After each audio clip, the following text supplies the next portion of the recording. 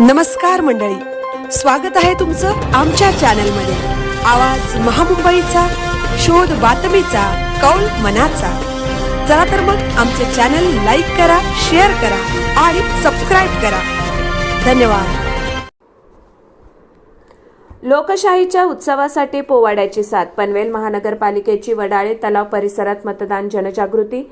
पनवेल महानगरपालिकेची निवडणूक येत्या 15 जानेवारी 2026 रोजी होत असून या लोकशाहीच्या उत्सवात प्रत्येक नागरिकाने निर्भीडपणे आपला मतदानाचा हक्क बजवावा यासाठी पनवेल महानगरपालिकेच्या वतीने विविध पद्धतीने प्रभावी जनजागृती मोहीम राबवण्यात येत आहे।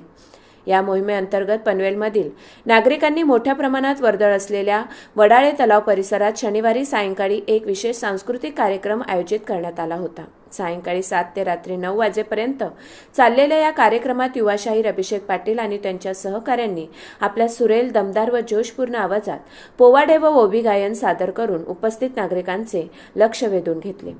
पोवाड्याच्या माध्यमातून लोकशाहीचे महत्त्व, मतदानाचा अधिकार आणि राष्ट्रनिर्मितीत नागरिकांची भूमिका अत्यंत प्रभावी शब्दात मांडण्यात आली।